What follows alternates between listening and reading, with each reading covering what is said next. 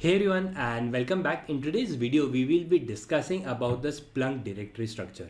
Now I remember is that whenever I take Linux classes, so during the initial set of lectures, the one of the first thing that we look into is the Linux directory structure. So let me quickly show you this. So basically, in Linux, whenever we do a ls-l on root, you see that there are so many files which are present. Now, as a system administrator, it is very important to understand what each one of these files and directories are all about. So here you will see that this is bin, which contains binaries. Then you have boot. Boot basically contains your kernel as well as the grub related configuration. Then you have dev, you have etc. You also have var. Var is where your variable related files are stored, like log files. So all of these understanding is very important when you are a system administrator. So whenever something does not work in your Linux, having a strong understanding about the directory structure is important. Now same goes with Splunk also. Now Splunk also has its own directory structure, and as a Splunk solutions architect, it is important for us to understand the Splunk directory structure and what those directories stand for. Now, one important part to remember is that by default, the Splunk installation happens in the OPT directory. Now, if you do a ls-l on OPT Splunk, you will see that there are a lot of directories and files which are present over here. This is very similar to Linux. If you'll see, you have a bin directory, you have a etc directory, you also have a var directory. Along with that, you have something like include, you have OpenSSL, you have share, and various others. Now, in day-to-day administration of Splunk, typically while administrating as well as troubleshooting, certain of these directories, understanding about that is very important. So let's look into some of the most important ones that you will primarily be working on a regular basis. Now the first one is bin. Now bin basically contains your Splunk binary as well as various other binaries related to like btool and various others. Second is var. Now by var, it basically means variable data. So any data which is variable in nature generally goes in the var directory. So this can be your Splunk logs. So whatever log that gets created by Splunk, right, it is a variable one. So those gets inside the var directory.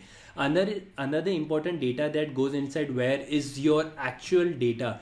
So actual, by data I mean whatever data your Splunk is indexing, that again is a variable one. So that again goes to the var directory. The third one is etc. So etc basically contains all of your configuration file as well it contains all of the add-ons and apps that you basically install in Splunk.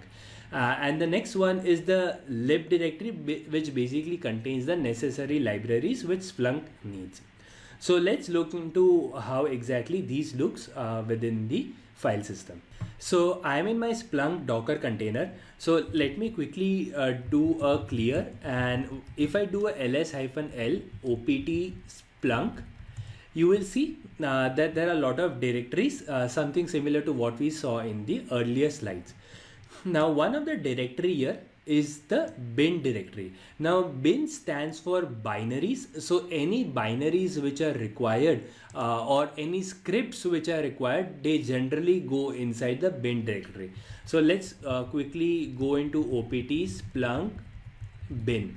And here you will see that there are a lot of Python related scripts. You will also have various binaries like OpenSSL, which are typically used while generating certificates. You have MongoDB related binaries. You'll also have Bloom, which we will be discussing about Bloom as well. And you also have your main Splunk binary over here. So if you quickly do opt Splunk bin Splunk status, you will basically see the status related to Splunk. And if you want to restart your Splunk, you can just do a restart and your Splunk process will get restarted. So all of these are stored in the opt directory. the bin directory.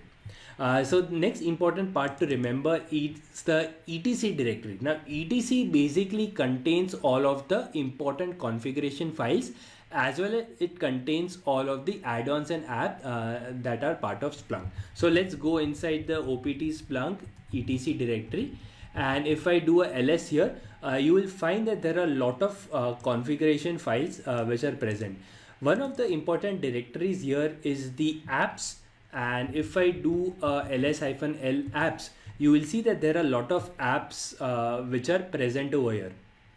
Now one of the apps here you will see is the Splunk app for AWS, and we also see Splunk add-on for AWS as well as Splunk add-on for Unix and Linux. So these are some things that we had downloaded in the earlier videos, and all of these are stored within the etc apps directory. So anytime you want to make changes to the add-on or you want to create a new add-on, this is where it actually gets stored into. Now along with that, certain other information are related to licenses. You have deployment apps, you also have master apps. So all of these will be studying when we are typically looking into the distributed architecture of Splunk.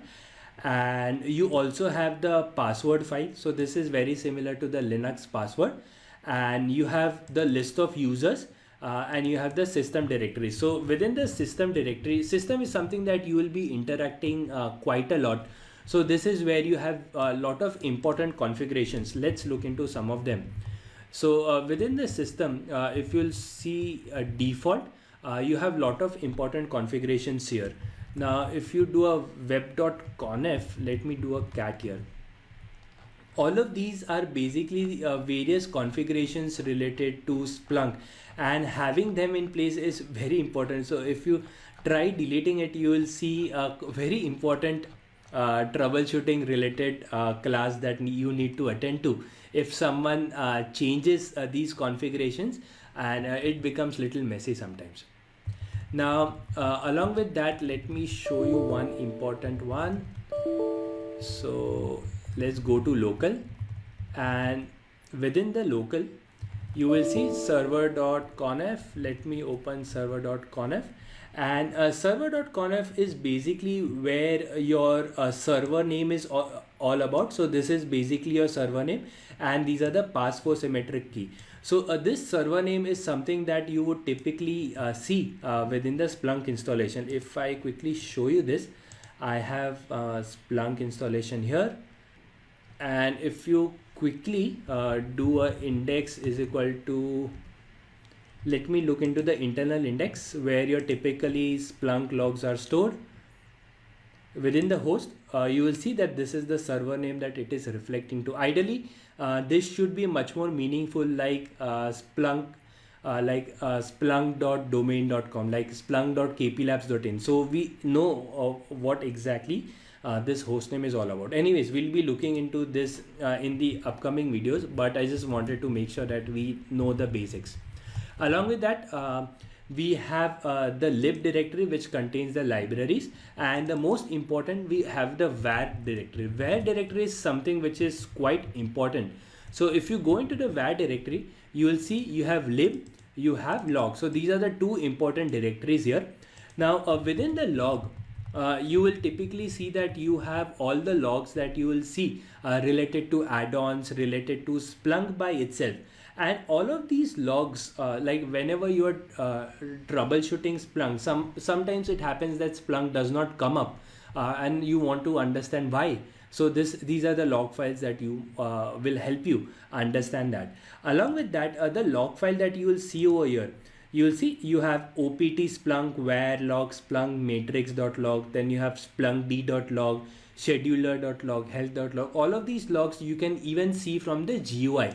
But do remember, many times it happens that the Splunk by itself does not come up. So there are no GUI for you to look into. So during such cases, you will have to go into this directory to do the troubleshooting.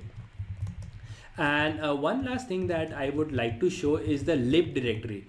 So lib directory is where you're actually Splunk indexed data gets stored. So this is the actual indexed data that you see in Splunk. So if I quickly go to search, I'll go to data summary, and if I quickly open up a host, I'll select the timeline as all time, and the data that you see over here, all of these AWS data or Linux Unix data, all of the data gets stored in the warlib Splunk directory. This is one important directory that you should avoid touching basically directly.